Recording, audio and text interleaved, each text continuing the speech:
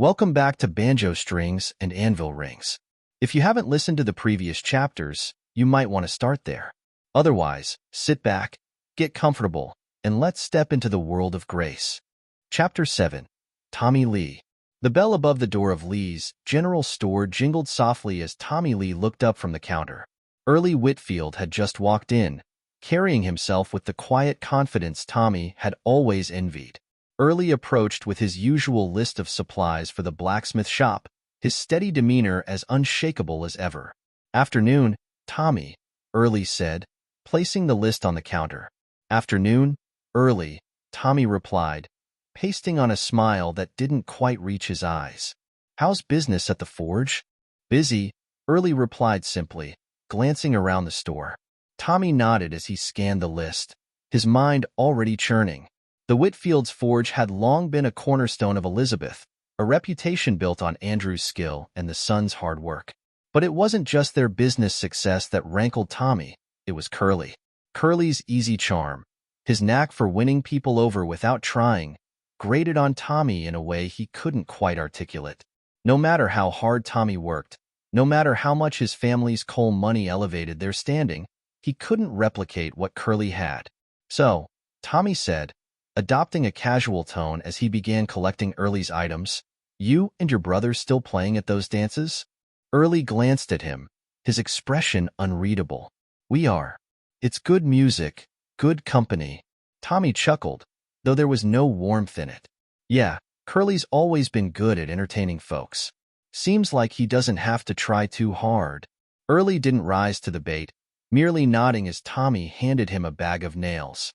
"Curly's charm does come in handy," Tommy pressed, his voice dropping slightly. "Must be nice, having someone like that in the family. Makes things easier, I bet." Early paused, his dark eyes narrowing slightly. "Curly pulls his weight, same as me. Different ways, maybe, but it all adds up." Tommy's smile tightened, but he let the comment hang in the air. He watched as Early counted out the coins to pay for the supplies, noting the quiet efficiency of his movements. Early, like Andrew, was someone Tommy respected even if he couldn't like them. But Curly? Curly's effortless charisma and musical talent had always overshadowed Tommy's own efforts. Even when they were kids, Tommy had worked twice as hard to earn half the attention Curly seemed to draw naturally. And now, with his family's newfound wealth, Tommy had the means to level the playing field, or tip it entirely in his favor. "Tell Curly not to be a stranger," Tommy said as Early gathered the supplies. "Always good to see old friends." Early offered a polite nod, though there was an edge to his gaze. "Will do."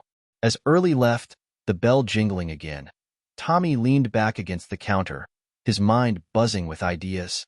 His family's coal money had already started opening doors, new inventory for the store, plans for expansion, and connections in town that had previously eluded them.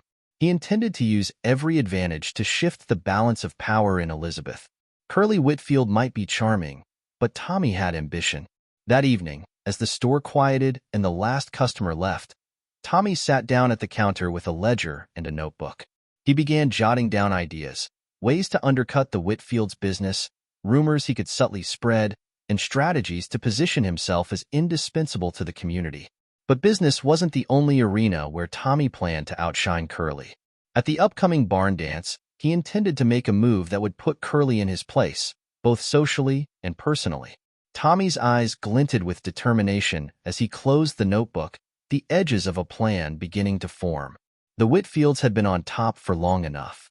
It was time for a new name to carry weight in Elizabeth, and Tommy Lee was ready to make sure that name was his. That was Tommy Lee, a man with charm, ambition, and a plan. But in a town like this, not every plan goes as expected. Stick around for the next chapter, coming soon.